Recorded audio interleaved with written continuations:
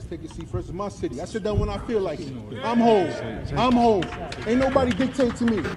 I told him many times I hold my mouth long enough. Long enough. I'm freaking home. Remember I told you that. Ain't nobody gonna dictate to me. I starved on these streets, lived on these streets, eat off these streets. He don't come in and tell me I'm not a dog. I'm Phil. I'm very Phil. He's home. He's home, Rob. We're home. Hello, Patreon family. Obviously, it is boxing banter. Yeah, don't worry. There's no podcast family. It's just Patreon family, so they see you. Don't worry, Rob. I do that on purpose, so they have to watch us, even though it's our somewhat average faces. But digressing, obviously, you guys are here to discuss and hear and banter about, especially this press conference. AJ Joe Miller press conference was today. Let's be honest. Let's sort of, we don't need the pleasantries, Rob. Like I bet you're having a good day. I'm having a fine day. It is whatever. But I will say this: that was the best and the worst thing I may have ever witnessed in my life. And for so many different angles we can take here, your mama jokes made a comeback in 2019. Who would have thought that? Salad tossing, I think, is now trending on Google. That's amazing. There's just a lot of fun sort of angles we can take about this press conference. Let alone it was fun. Let alone we got to see AJ really be in boss mode, and that was cool to see. Amount of times Eddie was okay, wrap up, and AJ was no, I'm staying right here. You guys are gonna keep the show running. It's my show. I'm gonna stay right here. And he did that 3 or 4 times. That was just, again, a lot of fascinating things to sort of discuss about this press conference and banter about, and plus the amount of banter within the press conference. I mean, I think this show has never been so aptly named, Rob, till today for boxing banter. But Rob, how are you doing? Immediate thoughts, general thoughts about this amazing event and spectacle we just watched, let alone the DAZN shit I'm going to give them for the technical difficulties that was plaguing that stream. Oh my God. But at the start, yeah. Well, I mean, there was static mainly throughout the press conference. Yeah, trust me, as an audio snob, I can tell. And they fixed it probably not after Big Baby walked out and it was just AJ there. It was a little bit before that. So you maybe had 15, 20 minutes of good audio and good video. But man, that Ak and Barak beginning with the hot mic, whew, that was some funny shit, man. But anyways, Rob, to you, how you doing? Your thoughts good. About your man, I think, obviously your man, making his sort of presence known in the tri-state area, let alone the U.S. market. Yeah, I mean, first of all, yeah, I'm good. Yeah, it was kind of I want to keep watching, but it was a bit oh my God. For me, Big Baby made it and ruined it, because he was talking all over and doing holding the mic and going really deep, and you know what I mean? He was going crazy on it. It's I know you want to do your thing, but it was great. Let's have some proper back and forth. They should have cranked AJ's mic right up, because he had some good stuff he was saying, but it was just you had to real kind of focus. But yeah, first of all, it was nice to obviously go back to my back in the day. White man can't jump, and your mama's so ugly. She broke the mirror when she looked in it, or some shit. When AJ said, "Where's your mom, Big Baby?" She's right there. Oh, and he blew her a kiss, right?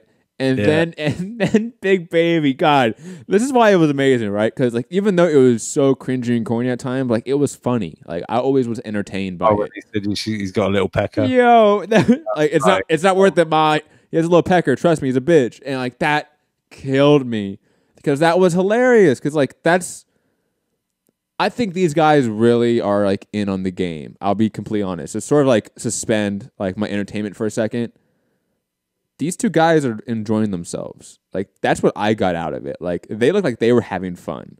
Yeah, I think they're talking a lot of shit, but it's a spectacle. Yeah, it's a little bit clownish at times, but being a clown sells. Look at Adrian Broner, for God's sake, right? This press conference was a spectacle in every sense of the word. And I think they enjoyed it. And I think maybe down the line, they actually might be really good friends. I'll be honest, because how can you not want to be friends with Big Baby? He seems like the funnest person to be around, right? Like honestly, like you would want a couple beers with Big Baby and just hang out and talk this shit. I was saying to Vicky when it started, a Big Baby done his set. I was like, yo, he should totally say this. He should say that. I hope AJ says this. And then AJ actually said what I said. I'm like, that's it. Go on. Let's see the real AJ. Because I don't feel this is like fake. I don't feel it's like super fake. Like, let's try and really sell this. You do this. I'll say this. They're natural entertainers. You get what I'm saying? Like, I'll put it this way. Conor McGregor, to use that example, and obviously it's a hyperbolic example, but like Conor McGregor's gonna get up here and just do his shtick every time, regardless who the opponent is, right? Like that's just his shtick. Big Baby, this is his shtick. So he just comes up here and is entertaining. And I think AJ is smart enough and like savvy enough to play off of it. You know what I'm saying? Like I think there's a reason why AJ like was smiling and like legitimately laughing at times from stuff that Big Baby was saying to him. Like, because he knows the game. And I'm not saying it's fake. Because, like, there's obviously competitive animosity. Like, there's obviously at the end of the day when they do get up in each other's, like, faces, like, that primal instinct does come in. But they are both showmen at the end of the day. You get what I'm saying? Like, they're natural born entertainers. I think there's, especially after what happened, I think there's added sort of AJ's sort of, oh, right, okay. It was going to be this, but now it's going to, you know, I think. Elaborate a little more.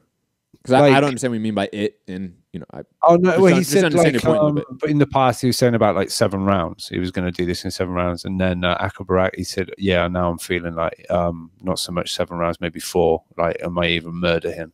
He said to Akabarak, you know, that's not what AJ doesn't say that. Oh, there's a lot of things AJ said that is out of character, air quotes. When he said, "I'm paying your mum's rent," I'm the landlord. Bow to me.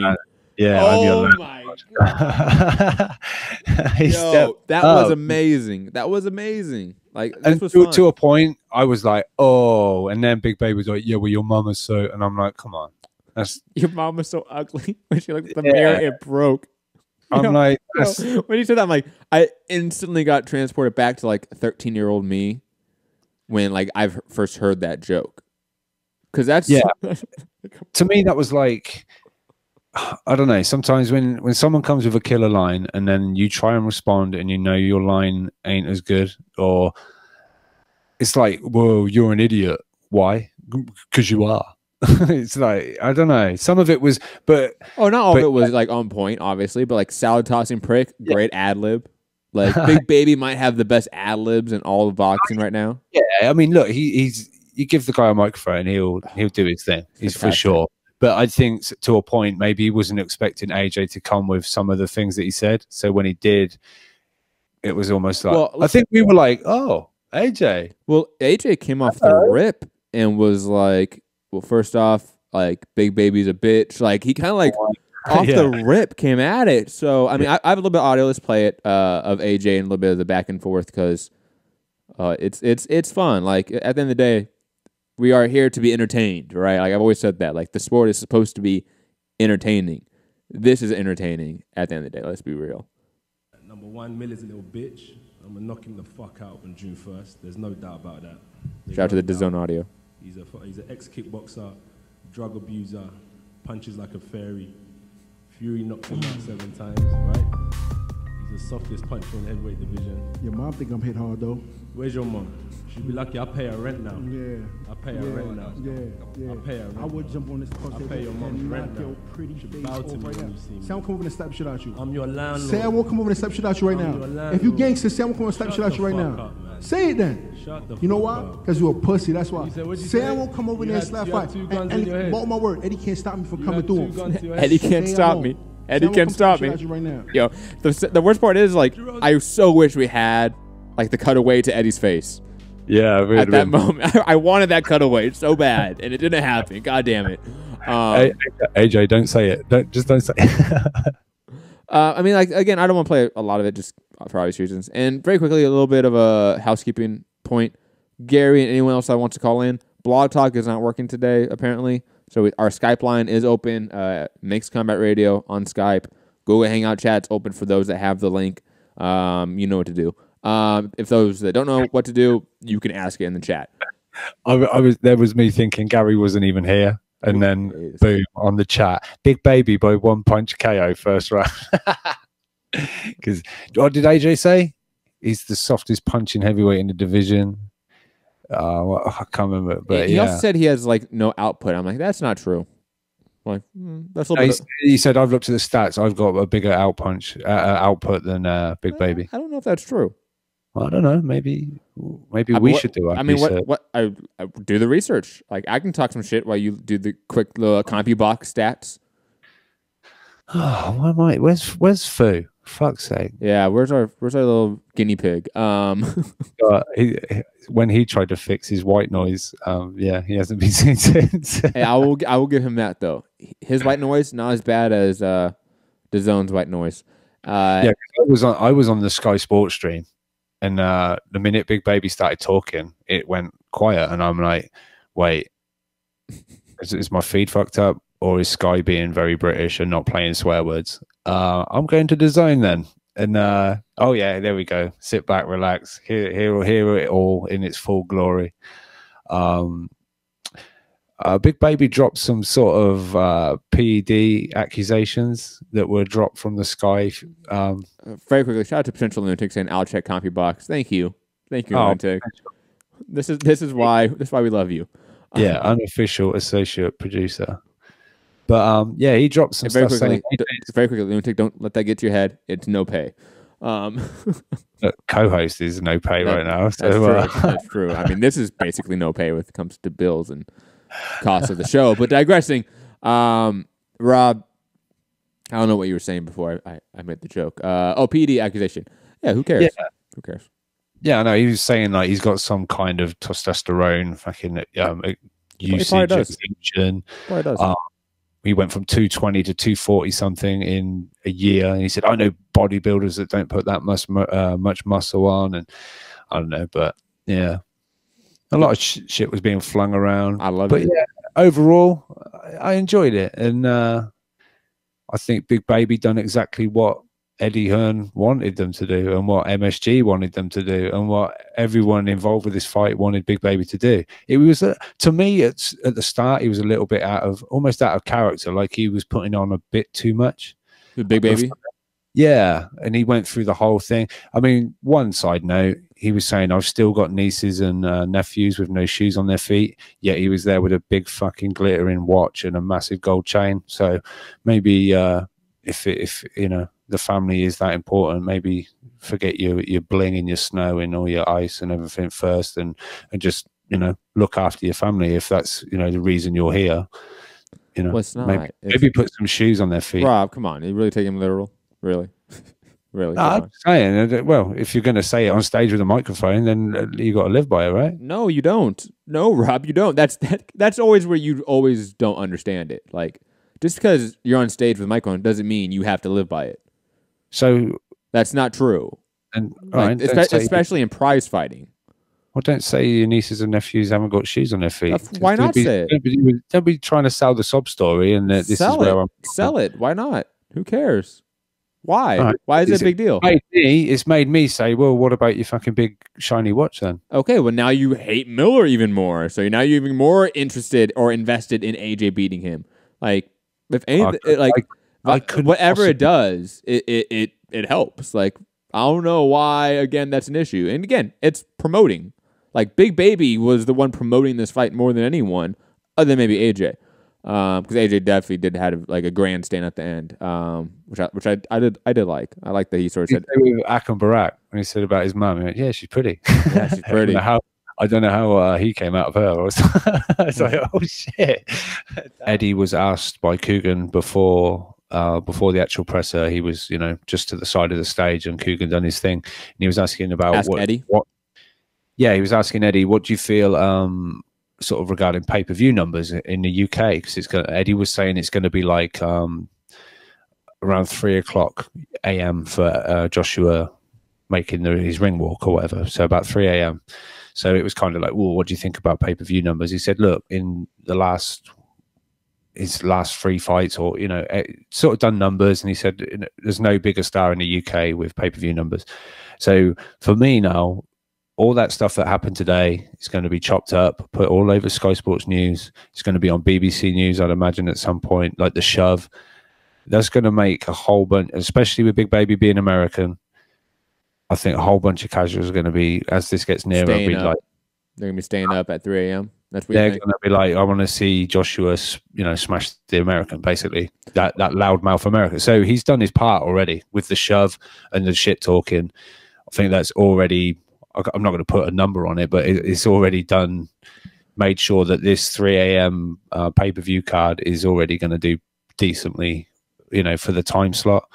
And obviously America loves all that, loud, shit talk, smack talk. It's a big thing over there. You don't necessarily get the UK guys doing it as much, but in America, You do more now. You do more now, I think. A bit, but it's mainly the British guys are mainly sort of still respectful, and you get the odd one, but I would say that's a whole overall. Like, wouldn't you say that, Rob? Like, most guys are respectful in the sport, and you get the 35% at the top that are visible, right? Like that people that we see press conferences at, those people, right? 35% of them talk shit. 20% of that 35% do it well. Because like we had like the whole Fowler Cheeseman back and forth. There was another one recently in the UK that it was like at one of those. It was either a Frank Warren press conference where it's like the entire card, right? And people talk shit. Like, it does happen. Like, let's not get it twisted here. Like, yes, maybe the stereotype is that in the US likes this type of shit talking more. But I think in the Conor McGregor era of like UK and Ireland, like fighters have tried to do that and imitate that. They have. Like, we've seen people like get like similar tattoos as Conor McGregor in the UK and Ireland. Not right, Rob? Like, am I wrong about that? I just feel here it's more when there's actual, there is a bit of needle between two guys, when there is an actual piece of beef, or there has been maybe a little bit of build up on social media and they meet, that we get that. But I think more on the whole, it's more when we do the big press conferences, it's kind of like we go over to that fighter and he says, obviously, I'm going to train him. I'm not looking past him, and we get kind of bland and this, that, and the other. And then they might say, but I'm going to knock him out and that. And then it goes to that fighter and he's like, yeah, that's most press conferences. But think about this, Rob. When was the last top-ranked press conference you remember being like this one that we just had with AJ Miller? Like being that sort of like shit talk. You know what I mean? Like, when was the last main events press conference, Sergey Kovalev press conference that was like this? Like that. Most press, especially boxing press conferences, are boring. Like, we even saw, like, we were talking about this in our chat before Miller and AJ started interacting on stage after the push, but they went to, I forget who exactly they went to. I know they went to Adam Smith at the end. The MSG guy. Yeah, the MSG guy. They went to, obviously, the trainers. Like, that is usually what we get at press conferences, is that part, right? That very boring, dry part where Steven Espinoza goes to Yormak, the guy at the Barclays Center, right? Like, we get that bullshit, right? Most press conferences suck. So, like I said, I think across the board, that's why this press conference feels like it mattered more so than it's AJ Miller. It's that this was entertaining. Like, very few press conferences are really entertaining. Like, I can't remember the last Frank Warren press conference that was really entertaining, other than maybe a Tyson Fury one. Yeah, or a Billy Joe one, And even them, I wouldn't say are the greatest. Like, it's still... but there's quotables. A lot of them you're like, I guess sort of like, okay. Exactly. Okay. Like, again, like, Billy Joe's will be shit-talking, but will be entertaining. Those are two different things, right? That's why I talk about, like, the imitators of Conor McGregor, even in the U.S., right? Like, we get a lot of imitators now of that. Same with Mayweather. Like, in post the Mayweather boom, we have a lot of Mayweather imitators. Post the McGregor boom, we have a lot of McGregor imitators. Most of them are very bad at it. Like, look at like a Colby Covington in the UFC. Like the Trump guy, right? That had the stripper with the belt around her. Remember that, Rob? I sent you that video. Yeah. Like, think about how cringy that is. Right? Big Baby is not cringy compared to that guy. Big Baby is entertaining and electric compared to that. But very quickly, because Gary's on, I do want to go to Gary since he's giving us his time. Gary, how you doing, man? Gary. Shout out to Gary's internet. I'm good. Can you guys hear me okay? We can hear you, but you kind of slow. I don't know if you're on your phone. I don't know if you're on Wi-Fi. Can you hear me? I can hear you. Can you hear me? No, Gary. Gary's like way behind us right now. Sorry, Gary. Gary, Come back. Gary, try again. Try coming back in. If that doesn't work, try Skype. Or, ditch the dial-up. I can see if Blog Talk's working now. I doubt it. I highly doubt it. Sorry, back to what we were talking about, Rob. I don't know what we were talking about exactly. I was ranting for a bit. I was trying to go pitch to you, and Gary jumped on. Saying that Big Baby's has sort of done his part, and that this will gather more pay-per-views than maybe some are thinking because... UK pay-per-views, yes, sorry. UK pay-per-views. I'm thinking US, I'm like, pay-per-views, yes. And potentially subscribers, but I don't think it's going to be a massive subscriber push, but I think it helped. I think it might have, grabbed some. I don't think it's huge... It's nothing like on Canelo signing or anything like that. No, but I think you get a healthy boost. Like, I'll put it this way. DAZN will be happy with it. It might still be a loss leader. Like, they may still technically lose money on it, but they will be happy with the growth they got from it, in my opinion. I don't see they're going to be in New York for the next week, so they're going to go to ESPN. They're going to go to Good Morning America. They're going to go to every radio station that's nationally syndicated. They're going to go to every media outlet you can imagine on this planet, and I don't see how that traffic, that push, doesn't produce good numbers for DAZN, for Sky, and also to sort of add to your point about pay-per-views in the UK. I mean, for a long time, the record holder for pay-per-view buys in the UK was a fight that happened in the US. It was Ricky Hatton versus Mayweather, which I think it did 1.1 million buys in the UK. Something like that. Some insane number, right? There are mega fights in the UK that are prime time, have tons of push, that don't hit half that number. Yeah. So... There's big fights in America that don't hit that number. So to hit it at... 3 a.m., so the right fight with the right matchup, and especially that UK versus US rivalry, which is just there, obviously, UK people will stay up. They will. Or, like I've always said, they wake up in the morning and still buy it, or it's recorded. In today's age, that's what I would have done. I'm not going to stay up at 3 a.m. I'll wake up at 8 a.m., get some coffee or tea, and go watch the fight, Sunday morning. That's what I would do. But those buys still count. But regardless, I think this is still going to do a very healthy number. I don't think it's going to hit 1 million.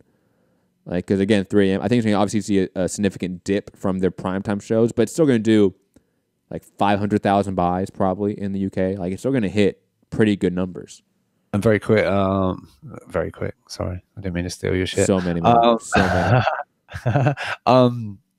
I didn't realize, but apparently Ed is planning on going live in the UK around 10 or 11 o'clock.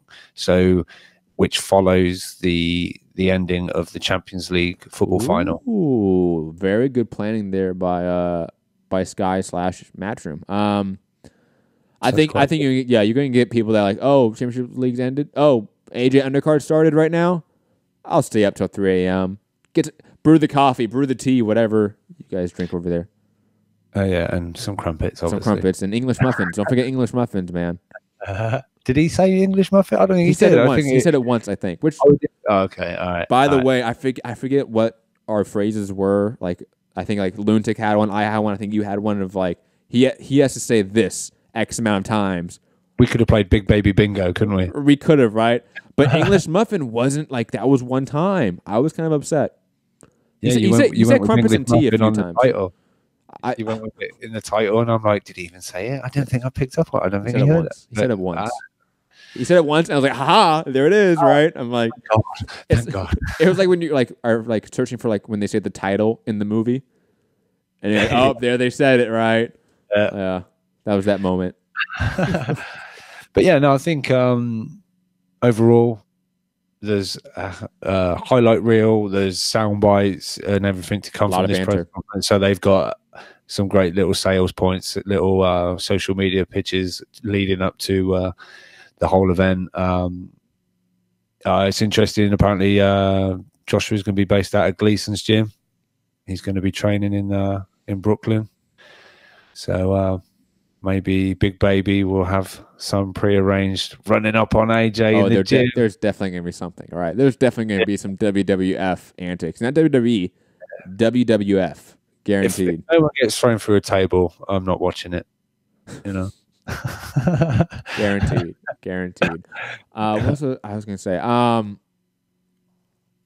What do you think about this version of AJ being seen so much? Because we talk about like him acting out of character, right? And I saw like people in the chat that not this chat, right? The other one, like when the press conference was airing, when Baby talked about his drug dealing days, right? And people were like, AJ never sold drugs. And I'm like, no, like that he's like talked about that. Like he's talked about it very little, but he has talked about it. Like that's a known thing. But I feel like there's a lot of casuals, maybe on both sides of the Atlantic, to be honest, that may not know the details of AJ and only see that very corporate, brand, the GQ cover sort of AJ. Does that crowd get turned off in any way by this AJ? I don't think so, but I just want to sort of pose that question because it came to my mind that, hey, most people, especially like UK fans, I'm thinking like the middle-aged UK fan that's predominantly white and predominantly, let's say, less inclined to the shit talk, right? As you say, right? There's the more stereotypical UK fan that doesn't want the shit talk, right? Are they going to accept this? The frumpy people. Yeah, I don't know what that word really means, but I can sort of pick up on it. Yeah, sure. Middle class, stuck up. Yes. Yes. Like, oh, Joshua, what a lovely, fine young fellow he is. Like when he has a suit and tie on, and he's at the country club. Like they love AJ, right? Yeah. But if he's on stage saying like, "Shut up, big baby, you're a bitch. Where's your mom?" and he blows her a kiss, like, are they turned off by that? Potentially. Yeah. Potentially, he's now the Daniel LaRusso at the country club. He doesn't fit anymore. Get out. That's so good. I don't know. If they didn't know it, I'm sure they weren't tuned in and saw the chat and it being mentioned. They probably weren't tuned. They'll pick up on certain things, but they probably don't know what was actually getting said too much. But and again, I'm not going to let's not stick too much on the drug dealing part of it and that specific part. The cursing, just the overall character of AJ, which was not usual. I don't think it's out of character because I think that's the real AJ. I think both guys are the real AJ, but most people don't know that, I would say. Most casuals don't know that potentially. Yeah. Is that a big turnoff? I don't think so, but I don't think so. Mate, had it been another English guy in the opposite, maybe, but I think because it was Big Baby talking even more shit, I think even the middle class sort of white Englishman would be saying, "Go on, AJ, tell that disgustingly rude fellow to jog on." Because it's the U.S. loudmouth yank that sort of offsets it. We'll forgive AJ that bitch comment. He deserved it. But they won't use the word bitch. They would come up with like another word to say it. But anyways, the B word. The B as they sip some tea and eat some crumpets. We're gonna go to Gary right now on Skype and see if he's working.